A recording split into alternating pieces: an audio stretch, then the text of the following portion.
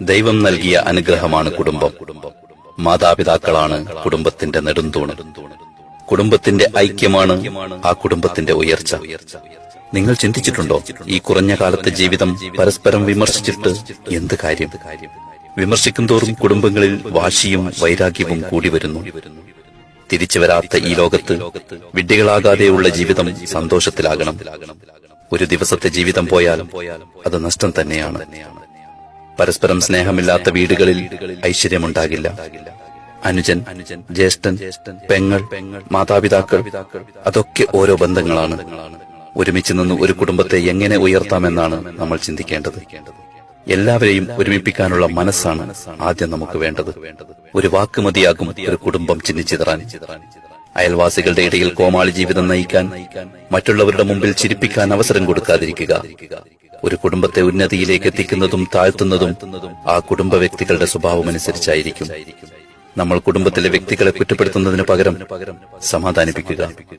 അനുജന്റെ ഭാഗത്തു നിന്ന് ചിന്തിക്കുക, ജ്യേഷ്ഠന്റെ ഭാഗത്തു നിന്ന് ചിന്തിക്കുക. പെങ്ങൾ, മാതാപിതാക്കൾ, ഇവരെയൊക്കെ കുറ്റപ്പെടുത്തുന്നതിന് പകരം അവരുടെ ഭാഗത്തു നിന്ന് ഒന്ന് ചിന്തിക്കുക. കുടുംബത്തിലെ ഓരോ വ്യക്തികളെ കുറിച്ച് പഠിക്കുക, മനസ്സിലാക്കുക. പുഞ്ചിരിച്ചുകൊണ്ട് മാത്രമേ പെരുമാറാവൂ. ഞാനാണ് ശരി, എന്റെ ചിന്തയാണ് ശരി എന്ന മനോഭാവം പൂർണ്ണമായി മാറ്റിയെടുക്കണം. ആരെയും ഒറ്റപ്പെടുത്തി കുറ്റപ്പെടുത്തരുത്. എല്ലാവരും ആഗ്രഹിക്കുന്നത് കുടുംബങ്ങളിൽ സമാധാനമാണ്. എന്തെങ്കിലും കുറച്ച് ലാഭങ്ങൾക്ക് വേണ്ടി കുടുംബബന്ധം തകർക്കരുത്. കുടുംബങ്ങൾ ചിന്നിച്ചിതറാനുള്ള അവസരങ്ങൾ ഉണ്ടാവരുത്. ഓരോരുത്തർക്കും ഓരോ പദവികളുണ്ട്. മാതാവ് ഒരു പദവിയാണ്, പിതാവ് ഒരു പദവിയാണ്, ജ്യേഷ്ഠൻ ഒരു പദവിയാണ്, അനിയൻ അതൊരു പദവിയാണ്, ഭാര്യ ഒരു പദവിയാണ്, പെങ്ങൾ ഒരു പദവിയാണ്. ജ്യേഷ്ഠന്റെ ഭാര്യ അമ്മയുടെ സ്ഥാനത്താണ്.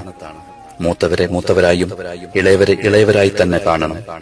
കുടുംബബന്ധം തകരുന്ന ഒരു സംസാരവും അണിയറയിൽ നടക്കരുത്. വീട്ടിലെ മരുമക്കളെ സ്വന്തം മക്കളായി ഭർത്താവിന്റെ മാതാപിതാക്കൾ കാണണം. കാരണം അവരുടെ പെൺമക്കളെയും മറ്റു വീടുകളിലേക്ക് കെട്ടിച്ചു വിട്ടിട്ടുണ്ടാകും. എല്ലാവരും സ്ത്രീകളാണെന്ന ബഹുമാനം നൽകുക. അയൽവാസികളെ പരിഗണിക്കുക. അവർ ചിലപ്പോൾ മിണ്ടിയില്ലെങ്കിലും നമ്മൾ മിണ്ടി തുടങ്ങണം. നമ്മുടെ വീട്ടിലുണ്ടാകുന്ന എല്ലാ സന്തോഷങ്ങളിലും അവരെ കൂടി ഉൾക്കൊള്ളിക്കണം. നല്ല മാറ്റങ്ങളും നല്ല ചിന്തകളും. പഴകി ദ്രവിച്ച ചിന്തകളെ ഒഴിവാക്കൂ. പുതിയ ചിന്തയിലേക്കുള്ള പുതിയ മനുഷ്യനാകുക.